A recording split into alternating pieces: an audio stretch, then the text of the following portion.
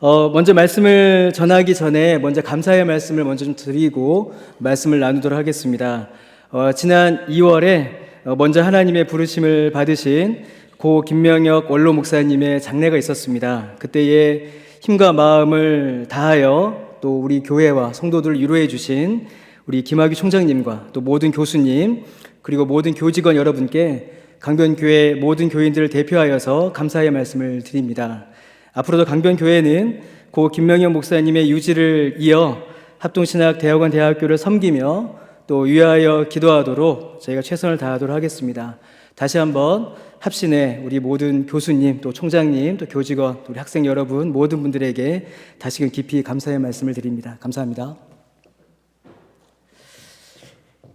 우리 본문을 좀 함께 보도록 하겠습니다. 우리가 그 짧은 2절의 말씀을 읽었습니다. 이 본문은 짧지만 이 안에는 우리가 반드시 알아야 하고 또 우리가 붙잡아야 할 3가지의 관계가 이 안에 담겨 있습니다. 먼저는 그리스도와 만물, 곧 그리스도와 세상의 관계가 이 본문에 나타납니다. 하나님께서는 만물이 그리스도의 발 아래에 복종하게 하셨습니다. 그리스도는 만물을 다스리시는 왕이십니다. 하나님께서 만드신 이 세상과 이 세상에 존재하는 모든 것이 예수 그리스도의 다스림 아래에 놓여져 있습니다. 두 번째는 그리스도와 교회의 관계입니다. 그리스도는 교회의 머리이시고 교회는 그의 몸입니다. 여러분, 이 머리라는 단어는 어떤 주권, 통치권을 의미하는데 그것만을 의미하는 것이 아니라 동시에 근원, 기원을 뜻하기도 합니다. 여러분, 교회는 오직 예수 그리스도의 통치를 받을 뿐만 아니라 그 존재의 근원과 이유 또 목적까지도 오직 그리스도에게 있습니다. 교회는 그리스도가 아닌 다른 누구, 다른 무엇의 통치를 받을 수 없으며 다른 무엇에 그 존재의 의미와 가치를 두어서도 안 됩니다. 둘 수도 없습니다. 교회는 오직 예수 그리스도로 충만하고 예수 그리스도로 충만해야 합니다. 그것이 교회의 머리 대신 주님 그리고 주님의 몸 된 교회라는 말의 의미입니다. 여러분, 그리스도가 교회의 머리이시며 교회가 그의 몸이다라는 말은 상징적인 신학적 서술이 아닙니다. 실제로 목회 현장에서 경험하는 실제적인 내용이며 이 땅 위에 존재하는 교회의 실천적인 상태에 대한 정의입니다. 그리스도가 교회의 머리가 아니시면 교회가 그리스도의 몸이 아니면 도저히 일어날 수 없는 일들이 교회 안에서 일어나고 도저히 감당할 수 없는 일들을 교회는 감당해냅니다. 이는 매우 실제적이고 매우 실천적이며 오늘날 이 땅에 존재하는 교회의 모습입니다. 마지막으로 교회와 세상의 관계입니다. 본문은 교회가 세상과 어떤 관계를 맺느냐라는 것 또한 우리에게 보여줍니다. 먼저 우리가 알 것이 있습니다. 먼저 우리가 알 것은 교회가 세상과 1대1의 관계, 직접적인 관계를 가지지 않는다는 것입니다. 오늘 본문을 보면 교회는 세상과 관계를 맺을 때에 항상 간접적인 관계를 갖습니다. 어떻게 갖느냐? 예수 그리스도를 통하여 교회는 세상과 관계를 맺습니다. 예수 그리스도를 뺀 채로 예수 그리스도를 건너뛴 채로 교회는 세상과 관계를 맺을 수가 없습니다. 만약에 교회가 그리스도를 뺀 상태로 그리스도 없이 세상을 바라보고 세상과 관계를 맺고 세상을 상대한다면 그 순간 교회는 무너집니다. 그때의 교회는 그리스도의 몸이라는 교회의 정체성을 잃어버리는 것만이 아니라 주께서 주시는 모든 힘과 능력을 잃어버린 상태로 세상을 대하게 됩니다. 여러분, 그리스도 없는 교회, 여러분 그런 교회 상상이라도 해보신 적 있으십니까? 상상하기도 무서운 이름이지요. 여러분, 그리스도 없는 교회는 그저 사람의 모임일 뿐입니다. 그 상태로 세상과 관계를 맺는다라는 것은 교회가 그리스도의 뜻이 아닌 인간의 욕망과 탐심이 이끄는 세상의 다른 단체들과 같아진다라는 것을 의미합니다. 그리스도 없이 교회가 세상과 관계를 맺을 때에 교회는 그리스도의 능력, 그리스도의 힘, 그리스도의 인도하심이 아닌 사람의 힘과 능력으로 이끌려지게 되고 그 상태로는 결국 세상에 삼켜져 버리고 맙니다. 힘을 잃어버리고 정체성을 잃어버리고 능력을 잃어버린 교회는 세상의 먹잇감이 될 수밖에 없습니다. 그러나 교회가 그리스도를 통하여서 세상과 관계를 맺을 때에 교회가 그리스도 안에서 이 세상을 대할 때에 그때에는 이 세상의 어떤 모임도 할 수 없는 일을 하게 됩니다. 그리스도의 충만하심이 그리스도의 몸인 교회, 곧 그리스도로 충만한 교회를 통하여서 이 세상을 충만하게 합니다. 오늘 본문이 그 사실을 우리에게 알려줍니다. 교회가 그리스도를 통하여서, 교회가 그리스도로 충만하여져서 그리스도 안에서 세상을 대할 때에 이 세상이 그리스도로 충만해진다는 것입니다. 여러분, 이것이 교회가 세상과 맺는 관계의 특별함입니다. 여러분, 세상에서 교회가 어떤 대접을 받고 있습니까? 교회가 세상보다 돈이 많습니까? 권력이 많습니까? 지식이 많습니까? 교회가 세상에 설 수 있는 유일한 힘과 능력은 예수 그리스도밖에 없습니다. 예수 그리스도 안에서 세상을 대할 때에 이 세상이 예수 그리스도를 보고 이 세상도 예수 그리스도로 충만해집니다. 교회는 이렇게 세상과 관계를 맺는 것입니다. 그리고 이것이 주님께서 교회에게 맡기신 사명이며 주님께서 교회를 부르신 주님의 목적입니다. 그리고 바로 이러한 교회와 세상의 관계 안에서 주님께서 교회를 부르시고 세상을 다스리시고 교회를 통하여서 세상을 충만하게 하시는 이 모든 일들을 통하여서 직분의 위치, 직분의 의미가 그때 비로소 드러납니다. 에베소서 4장 10절과 11절에 보면 이렇게 기록이 되어 있습니다. 내리셨던 그가 곧 모든 하늘 위에 오르신 자니 이는 만물을 충만하게 하려 하심이라. 그가 어떤 사람은 사도로, 선지자로, 복음 전하는 자로, 목사와 교사로 삼으셨다. 이렇게 기록이 되어 있습니다. 여러분, 왜 주님께서 교회 안에 직분자를 세우셨습니까? 왜 주께서 저와 여러분을 주님의 교회를 섬기는 사역자로 부르셔서 오늘 이 교회를 섬기게 하십니까? 직분의 목적이 바로 여기 있습니다. 그리스도께서 교회를 통하여 만물을 충만하게 하시고 그 만물을 충만하게 하시는 사역을 교회를 통하여서 이루시는데 그 교회를 섬기라고, 그 교회를 도우라고, 그 교회 안에 그리스도의 충만함을 이루라고 직분자를 세우셨고 바로 저와 여러분을 교회를 섬기는 자로 세워주신 것입니다. 여러분, 이것 외에 어떤 목적이 우리에게 있겠습니까? 여러분, 우리에게는 우리 자신도 아니고 다른 무엇도 아니고 오직 그리스도께서 만물을 충만하게 하시는 바로 그 일과 그 일을 이루시기 위하여 두신 그 교회를 위하여 주께서 우리를 부르셨고 우리는 부름받았고 주께서 우리를 쓰시고 우리는 그 쓰임을 받는 것입니다. 자, 그러면 여러분, 이제 이 안에서 이 모든 관계와 직분의 의미와 이 모든 의미 안에서 이제 우리가 해야 할 일은 명확해집니다. 이제 저와 여러분이 해야 될 일은 분명해져요. 가장 먼저 우리가 먼저 그리스도로 충만해야 합니다. 저와 여러분이 가장 먼저 그리스도로 충만해져야 합니다. 여러분, 그리스도께서 어떻게 우리 안에 충만하십니까? 그리스도께서 우리 안에 성령으로 충만하시니 우리는 성령 충만해야 합니다. 자, 그러면 여러분, 우리가 어떻게 해야 성령 충만을 받겠습니까? 성령은 진리의 영이시고 그리스도를 증거하시는 하나님이시며 예수님이 자신을 가리켜 진리라고 하셨으니 우리 안에 예수 그리스도의 복음이 충만하고 그의 진리가 우리 안에 가득한 것이 바로 그리스도의 충만이며 성령 충만입니다. 그리스도의 복음이, 하나님의 그 진리의 말씀이, 성령께서 오늘도 우리를 깨닫게 하시는 그 생명의 복음이 우리 안에 충만할 때에 우리는 성령 충만한 자이고 그리스도로 충만한 자가 된다라는 것입니다. 여러분은 그리스도로 충만하십니까?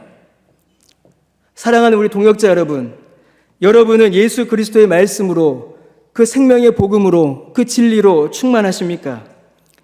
그리스도의 진리의 말씀과 성령의 충만함으로 오늘 하루하루를 살아가며 맡겨진 사역을 감당하고 계십니까?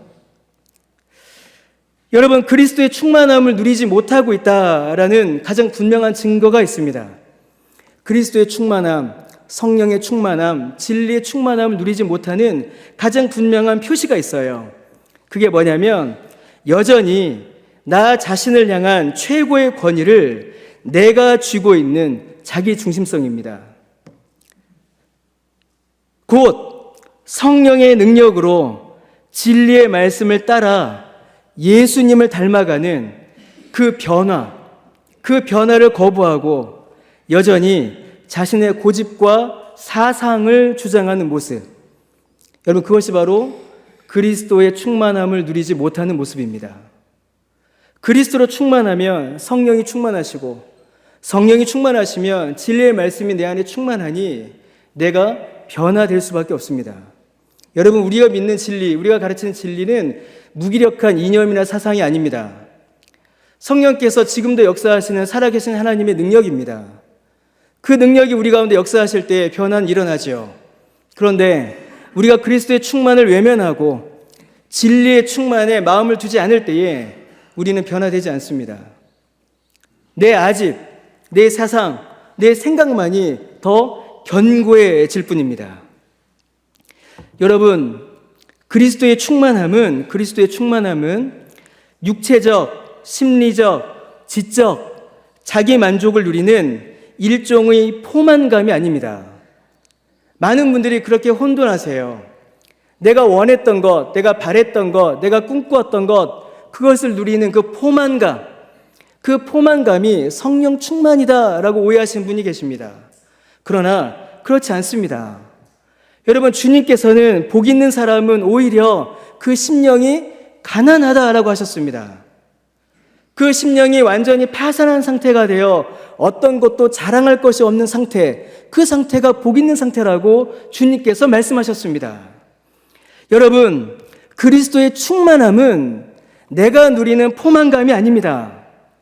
그리스도의 충만함은 그의 말씀과 능력으로 나의 비참함과 모자람을 깨닫고 철저히 그분 앞에 엎드려 그를 의지하고 그의 뜻을 따라 나를 바꾸어 가는 것입니다.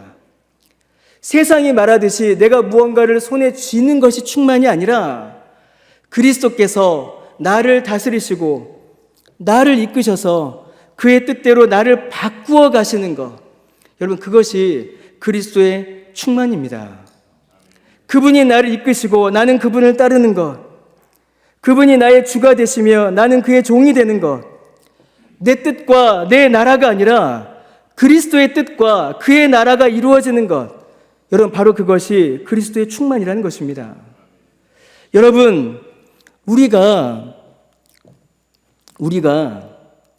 배우고 전해야 하는 성경과 신학은 단순한 지식이 아닙니다. 어떤 지적인 포만감을 누리기 위해서, 다른 사람들보다 우월하다라는 그런 우월감을 가지기 위해서 배우고 공부하는 것이 아니에요. 우리가 배우고 우리가 전해야 하는 이 성경과 신학은 그리스도의 영광을 드러내는 진리입니다. 특히나 개혁주의 신학은 더더욱 그러합니다. 저는 그렇게 믿고 그렇게 배웠고 지금도 그렇게 목회하려고 몸부림치고 있습니다. 그래서 개혁주의 신학의 열매는 하나님의 영광의 선포입니다. 하나님의 영광이 드러나요.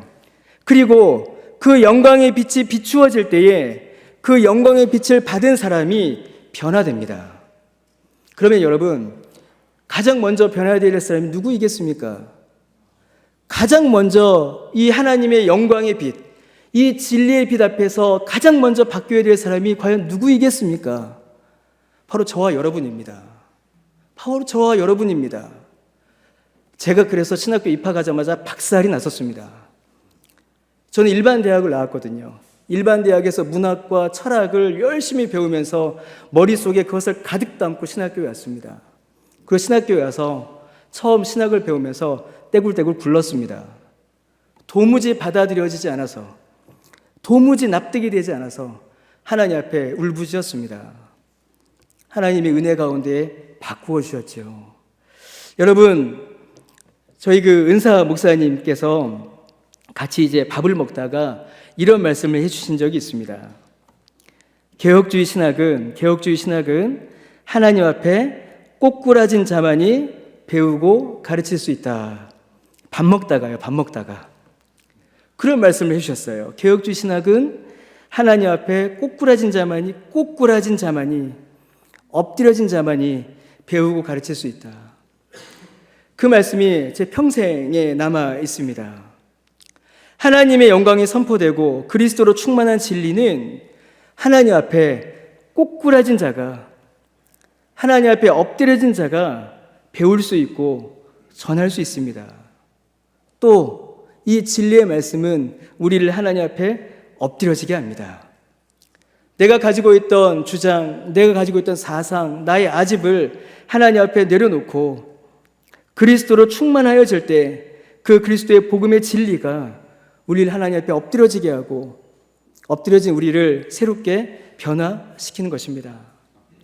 자, 이제는 우리가 섬기는 교회가 또한 그리스도로 충만해야 합니다. 그리스도로 충만한 사역자가 교회를 섬길 때에 그리스도의 충만이 교회 안에서 나타나겠죠. 교회 안에 주님의 진리가 바르게 선포되며 성령의 역사하심으로 구원 얻는 복음의 역사가 일어나야 합니다. 여러분, 우리의 교회는 그리스도로 충만합니까? 사랑하는 우리 동역자 여러분, 여러분이 섬기시는 교회, 여러분이 섬기는 부서는 과연 예수 그리스도로 충만합니까? 교회에서 드리는 모든 예배에서 예수 그리스도의 복음이 선포되고 있고 교회의 모든 활동이 그리스도의 충만을 향하고 있으십니까? 여러분 어떠십니까? 여러분, 우리가 만나는 또 우리가 섬기는 교회와 성도들의 현실은 낭만적이지 않습니다. 사실은 좀 더 정확히 이야기하면 우리가 파고 들어갈 빈틈이 사실은 없습니다. 이미 너무 많은 것들이 교회와 성도들의 마음을 채우고 있습니다. 여러분, 여기서 열심히 배우셔서 교회에 가서 가르치시면 성도님들이 아멘 하고 배우실 것 같죠? 안 배웁니다. 이것 좀 배워주세요 라고 사정해야 와서 배웁니다. 여러분, 오직 그리스도만으로 충만하여 만족한다라는 이 말이 오늘날 우리가 섬기고 있는 교회와 성도들의 현실에는 굉장히 어렵습니다. 교회보다 훨씬 더 즐겁고 만족스러운 세상의 온갖 일들이, 세상의 온갖 쾌락이 그들의 마음을 채우고 있습니다. 교회에서 제일 좀 종종 듣는 말 중에 목사님은 모르실 거야 라는 말이 있어요. 교회에만 있는 목사님이 뭘 알아 라는 말이죠. 목사님들은 도저히 알 수도 이해할 수도 없다라고 여겨지는 수많은 세상의 염려와 걱정과 근심들이 성도들의 마음을 가득 채우고 있습니다. 그 마음을 그대로 가지고 교회로 와서 예배의 자리에 앉아 있어요. 그것만으로도 여러분 대단한 겁니다. 그것만으로 대단한 거예요. 그 상황, 그 형편, 그 마음인데 세상으로 도망가지 않고 예배당에 앉아 있는다. 여러분, 그것만으로도 하나님의 은혜이며 기적이에요. 그런데 우리는 거기에서 멈출 수 없습니다. 그렇게 앉아있는 성도들의 마음을 비집고 들어가 그 마음밭에 복음의 씨앗을 심어야 하는 일이 바로 저와 여러분에게 맡겨진 사역입니다. 온갖 세상의 마음으로 가득 찬 사람들이 세상의 온갖 말과 유혹이 교회 안으로 밀고 들어와요. 교회 안으로 밀고 들어옵니다. 선거철만 대보세요. 교회 안이 얼마나 혼란스러운지 몰라요. 세상의 말들이, 세상의 유혹이, 세상의 문화가 교회 안으로 밀고 들어와요. 성도들이 그것을 가지고 들어올 때도 있고, 대중문화가, 세상의 문화가 언제 들어왔는지 모르게 교회 안으로 들어올 때도 있습니다. 온갖 이단 사설이, 거짓 교훈이 어디서 들었는지 참 듣도 보도 못한 성경의 가르침들이 카톡을 통해서, 유튜브를 통해서 교인들의 입술에 오르내려요. 그렇게 교회 안으로 밀고 들어옵니다. 그렇게 교회 안으로 밀고 들어오고 교회 곳곳을 채워나가요. 성도들의 마음을 훔치고 성도들의 마음을 채우고 교회 안에 원하지 않았던, 뜻하지 않았던, 예상하지 못했던 반진리적인 요소들이 곳곳에 보입니다. 소스라치게 놀라요. 정말 깜짝깜짝 놀라는 일들이 무수하게 많이 일어납니다. 여러분, 바로 그 현장에서, 바로 그 현장의 최전선에서 거기에 맞서서 주님의 교회를 복음으로 충만하게 해야 하는 일, 그러한 성도들의 마음에 복음의 씨앗을 심고 그러한 교회 안에 진리의 복음을 선포하며 한 자라도 성도들이 이 진리의 복음을 듣기를 바라며 힘쓰고 애써야 하는 일이 바로 저와 여러분 앞에 놓여져 있는 사역입니다. 그거 하라고 주께서 저와 여러분을 부르신 거예요. 거대한 세상의 도전에 맞서서 오직 성도와 교회를 복음으로 충만하게 해야 하는 일, 그리스도로 이 교회를 충만하게 해야 하는 일, 바로 그 일을 주께서 저와 여러분을 통해서 이루신다는 것입니다. 그것이 우리에게 맡겨진 사명이며 오늘 저와 여러분을 부르신 하나님의 부르심입니다. 여러분, 이 부르심을 어떻게 감당할 수 있겠습니까? 우리가 그리스도로 충만하지 않으면, 우리가 성령으로 충만하지 않으면, 진리의 말씀과 십자가의 복음으로 충만하지 않으면 여러분, 우리는 결코 이 일을 해낼 수가 없습니다. 내 자신이 먼저 그 진리의 말씀으로 충만하지 않고 그리스도로 충만하지 않는데 어떻게 내가 가르치는 성도들에게, 내가 가르치는 부서에 예수 그리스도의 복음을 온전히 전할 수가 있겠습니까? 우리는 더 진리의 말씀을 붙잡아야 되고 우리가 더 성령으로 충만하기를 기도해야 하며 하나님의 은혜를 더욱더 간절히 구해야 합니다. 더 열심히 공부하셔야 된다는 거예요. 저는 아까 이제 잠깐 말씀드렸는데 저는 교회에서 원래 이렇게 설교 안 합니다. 나름 부드럽게 해요. 근데 오늘은 제가 작심을 하고 왔습니다. 제가 전도사 때 이후로 처음으로 설교 원고가 사라지는 꿈을 꿨어요. 어젯밤에. 제가 그런 적이 없습니다. 제가 진짜 전도사 때 처음 그랬지 그 이후로 그런 적이 없어요. 여러분, 여러분이 앞으로 사역하셔야 되고 지금 우리가 사역하고 있는 현장은, 사역의 현장은 만만하지 않습니다. 쉽지 않아요. 여러분이 준비되지 않으시면 여러분이 가장 먼저 쓰러지십니다. 여러분이 가장 먼저 넘어져요. 그걸 어떻게 견뎌내시겠습니까? 그걸 어떻게 견뎌내시겠어요? 기도해야죠. 더 많이 기도하십시오. 요즘도 무덤파 있습니까? 없나요? 예, 저만 해도 저도 이제 무덤파였거든요. 그래서 무덤에서 기도하다가 선배들도 혼도 나오고 막 그랬어요. 기도하셔야 합니다. 더 열심히 공부하셔야 돼요. 정말 열심히 공부하셔야 됩니다. 책을 손에서 놓으시면 안 돼요. 성경을 보셔야 합니다. 밤새 공부하셔도 안 죽는다라고 조병수 교수님이 예전에 저희한테 그러셨거든요. 공부하셔야 합니다. 그래야 여러분의 손에 좋은 무기가 들려지고 좋은 방패가 들려지고 그것을 가지고 여러분이 이 세상에 맞서서 주님의 교회를 지킬 수가 있어요. 자, 마지막으로 이제 이 세상이 그리스도로 충만해야 합니다. 만물을 그리스도로 충만하게 하시는 바로 그 일을 위하여 주님께서는 교회를 이루셨고 직분을 세우셨습니다. 여러분, 예수님을 믿는다라는 사람들이 모인 교회도 그리스도로 충만하기가 어려워요. 그런데 복음을 거부하고 반대하고 조롱하고 이제는 아예 복음에 대해서, 교회에 대해서 관심조차 가지지 않는 이 세상을 향하여 여러분, 우리가 어떻게 그리스도의 충만을 전할 수 있겠습니까? 아까 성도들의 형편을 잠깐 말씀드렸지요. 교회보다 훨씬 더 교회와는 비교할 수 없을 정도로 복음이 아닌 다른 것으로 이 세상은 이미 충만합니다. 여러분, 이 세상을 한번 보십시오. 이 세상에 부족함이 뭐가 있습니까? 물질로, 쾌락으로, 음란으로, 자본으로 이미 이 세상은 충만합니다. 이념으로, 정치로, 사상으로, 지식으로, 철학으로 빈틈이 없어요. 두려움과 공포와 염려와 계산으로 이미 이 세상에 사는 사람들은 충만해요. 충만한 정도가 아니죠. 충만한 정도가 아니라 터지기 직전까지 팽창해 있습니다. 여러분, 이 세상의 마음을 어떻게 우리가 비집고 들어갈 수 있겠습니까? 이 세상에 주님께서 교회를 통하여 그리스도의 충만함을 이루신다라고 했는데, 여러분, 어떻게 교회가 또 우리가 이 복음을 이 세상에 전할 수 있겠습니까? 생각보다 매우 단순합니다.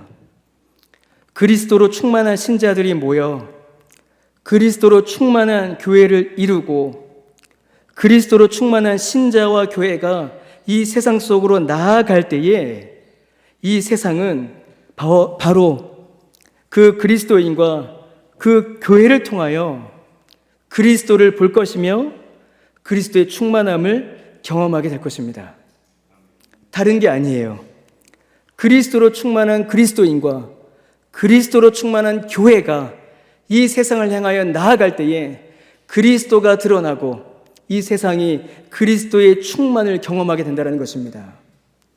철저히 그리스도 중심적인 그리스도의 방식대로 우리가 나아갈 때에 이 세상은 예수님을 봅니다.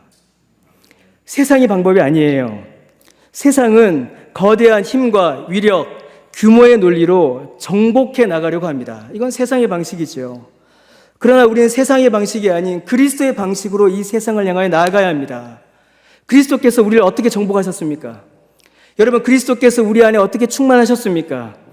우리를 구원하시고 우리 안에 충만히 거하신 바로 그 그리스도의 방식, 그리스도의 방법, 여러분, 그게 무엇입니까?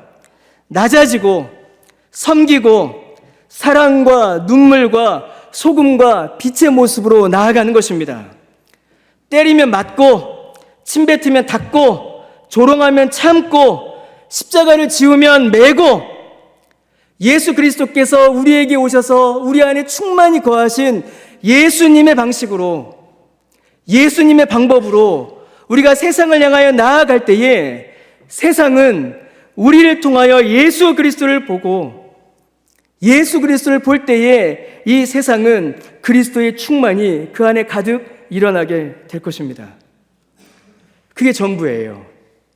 그렇게 하나씩 한 걸음씩 예수 믿는 자들이 그리스도로 충만한 교회가 세상을 향하여 한 걸음 나아갈 때에 이 세상 안에, 이 땅 안에, 이 나라 안에 그리스도의 복음이 충만하며 그리스도의 나라가 이루어지는 것입니다. 사랑하는 우리 동역자 여러분,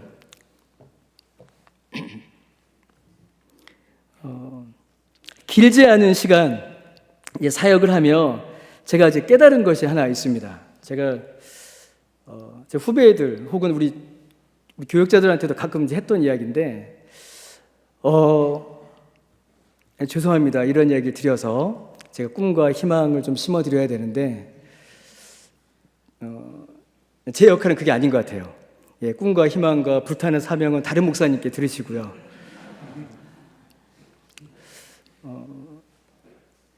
여러분, 제가 이제 길지 않은 시간 이제 목회를 하며 깨달은 것이 있는데, 그게 뭐냐면, 목회는 신나고 재밌지 않습니다. 목회는 신나고 재밌지 않아요. 정말 신나고 재밌게 목회하시는 분들이 가끔 계신데 너무 부럽습니다. 너무 저는 그분들이 부러워요. 저 개인적으로는 목회 사역은 신나고 재밌지 않습니다. 사실은 매우 고통스러워요. 굉장히 고통스럽습니다. 제가 어제 교회에 나와서 이제 설교 준비 이렇게 다시 하면서 제가 막 이동열 목사님 원망을 좀 했습니다. 아까도 제가 이제 본심이 조금 잠깐 나왔는데, 점심만 살 걸. 왜냐면 주일을 저는 2번 보내는 거예요, 지금. 주일 보내고 또 좀 주일을 보내죠.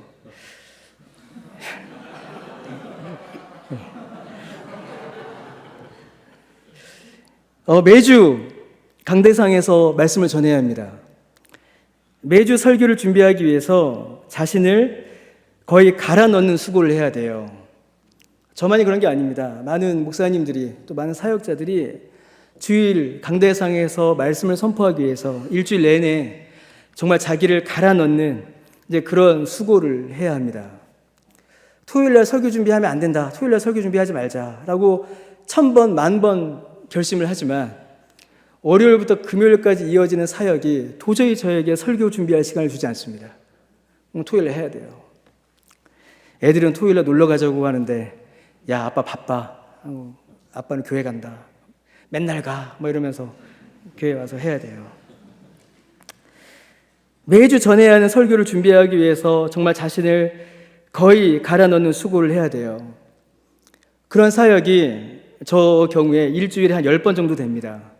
설교, 주일 2-3번, 수요일, 금요, 새벽, 제자훈련, 뭐 하죠? 부부학교, 임직자 훈련, 그런 훈련들이 한 일주일에 10번 넘어가요. 그것만 있느냐? 설교하고 교육만 하면 얼마나 좋겠습니까? 그렇죠? 설교하고 교육만 하면은. 그런데 그만큼의 시간과 에너지를 쏟아야 하는 일이 일주일 내내 일어납니다. 목회는 모든 일을 해야 돼요. 건물도 봐야 되고요. 어디 비세면 왜 비세는지도 봐야 되고요. 성도님들 이제 신방 요청하면 또 신방도 가야 되고요. 이런 일들이 새벽부터 밤늦게까지 계속 이어집니다. 성도들은 어떻습니까? 젊은 세대들 10대, 20대, 30대 초반까지 생각이 없죠. 생각이 없습니다. 복음에 전혀 생각이 없어요. 생각이 없어요. 저희 애도 이제 내일 모레 수능 보는데 생각이 없어요. 그냥 학원 가라 하면 학원 가고 수능 본다면 수능 보고 그냥 끌려다녀요. 아무리 앞에서 설교를 하고 아무리 진리를 외쳐도 여러분들도 보지 않으십니까? 청소년부, 그렇죠? 외계인들 앉혀놓고 설교하는 거잖아요. 다른 세계 인간들이에요, 걔네들은. 제가 그래서 이제는 청소년부 안 갑니다. 불러도 안 가요. 내가 청년부까지는 내가 어떻게 버텨보겠는데 청소년부는 안 되겠다. 안 갑니다. 근데 들어 먹어야 말이죠. 안 들어요. 생각이 없어요. 복음에 전혀 생각이 없는 젊은 세대입니다. 10대, 20대. 그럼 여러분 30대, 40대는 어떻습니까? 너무 바빠요. 너무 바쁩니다. 생각은 있어도 사는 일이 너무 바쁘고 힘들어서 마음을 쓸 수가 없어요. 30대, 40대, 50대 장년층이죠. 직장, 자녀 교육, 노후 준비, 이제 부모님. 사는 형편이 너무 바쁘고 너무 어려우니까 믿음이 있고 교회에 대한 생각이 있어도 마음을 쓸 수가 없습니다. 시간을 낼 수가 없어요. 제자훈련 이번에 한번 하시죠. 이번에 성경 공부 좀 하죠. 이번에 부부학교 좀 합시다. 얘기해도 바빠요. 퇴근을 10시, 11시 하는데 언제 하겠습니까? 토요일도 회사에 불려나가서 일하는데 언제 하겠어요? 취업 준비하는 취준생들, 당장 내일이 두려운데 언제 그런 마음의 여유가 있겠습니까? 그럼 여러분 노년층은 어떻습니까? 60대, 70대. 우리 교수님들 계시면 죄송한데 완고하십니다. 완고하세요. 그래서 이거 이번에 한번 바꿔보죠? 안 됩니다. 절대 안 돼요. 절대 안 됩니다. 이거 이번에 한번 새롭게 하면 어떨까요? 안 됩니다. 먼저 나옵니다. 완고하세요. 완고한 어른들은 변화를 거부하시고 변화에 적응하지 못하세요. 생각 없는 젊은 애들, 너무 바빠서 정신없는 내 또래 중장년층들, 완고하여 변화를 거부하는 노년층들 따로따로 있지 않습니다. 한 공간에 다 함께 있는 거예요. 한 공간에 다 함께 있어요. 이렇게 다 함께 있습니다. 지금 신학교는 얼마나 좋은지 몰라요. 다 여러분들은 지금 제 소개 듣잖아요. 그렇죠? 근데 우리 교회 같아서는 벌써 2-3명 나갔어요. 청년은 벌써, 청소년부 애들은 벌써 2-3명 쓰러졌을 거고요. 벌써 그런 일이 일어났을 겁니다. 그런 분들과 함께 교회를 이루어 가야 돼요. 그들의 마음을 한 분 한 분 다 돌보고 그들의 이야기를 한 분 한 분 다 들어야 되고 그분들의 마음과 생각을 모아서 어떻게 하셔든지 그리스도의 복음을 한 자로도 그분들에게 전하여서 함께 주님의 교회를 이루어 가야 합니다. 꿈과 희망은 다른 분께 들으시고 자기 자신을 갈아넣지 않으면 할 수가 없어요. 돈, 제가 어제 저녁에 집사람이랑 뭐 이런저런 얘기하다가 왜 나 왜 이렇게 돈이 없나요? 이렇게 한마디 했어요. 그러니까 집사람이 제 동기거든요. 신학교 동기입니다. 같이 여기서 연애하고 같이 결혼했어요. 제가 난 왜 이렇게 돈이 없을까? 그러니까 집사람이 목사니까 딱 한마디 하더라고요. 그 말이 정말 주의 음성으로 들렸습니다. 목사니까. 그렇지. 목사니까 돈이 없지. 당연하구나. 돈 기대하지 마십시오. 돈을 벌려면 여기로 오시면 안 되죠. 다른 데로 가셔야죠. 인기? 그거 남의 이야기입니다. 여러분들 인기 얻으실 것 같습니까? 이미 다른 목사님이 다 인기 얻었어요. 인기? 그거 남의 이야기입니다. 여러분 인기 못 얻습니다. 권력? 영향력? 그거 우리 거 아닙니다. 그 우리한테 주어지지 않아요. 권력과 영향력? 그거 없어요. 여러분 전도사 때 속으면 안 되는 게 있어요. 매우 드물고 특별한 목회 성공담이 여러분의 이야기가 될 거라고 착각하지 마십시오. 저도 그런 착각 많이 했거든요. 나도 이제 나중에 목회하면 1000명교회, 10,000명교회 될 거야. 환상이었습니다. 여러분 아주 특별한 소수의 아주 드문 목회 성공담이 여러분의 이야기가 될 거다. 여러분 그런 착각하시면 안 돼요. 목회 현장은 저의 경우입니다. 신나고 재밌기보다는 고통스러워요. 하루라도 하나님 앞에 엎드리지 않으면, 하루라도 하나님의 은혜를 구하지 않으면, 하나님께서 하루라도 저를 붙잡아 주지 않으시면 당장이라도 도망갈 것 같은, 실제로 저는 신학교 다닐 때 아마 우리 김영호 교수님 아실 수 있습니다. 워낙 친하게 지내서 제가 신학교 다닐 때 도망가려고 2번 짐을 쌌었거든요. 그때마다 우리 김영호 교수님이 저를 붙잡으시고 정신 차려라. 그때 바빙크의 개혁교회학 프롤레고메나 원서를 저한테 주면서 신학을 할까 말까 이러고 있는 사람에게 그걸 주면서 읽어라 했으니 지금도 제 방에 그 책이 있습니다. 제가 그랬습니다. 도망가려고 했어요. 도망가려고 했습니다.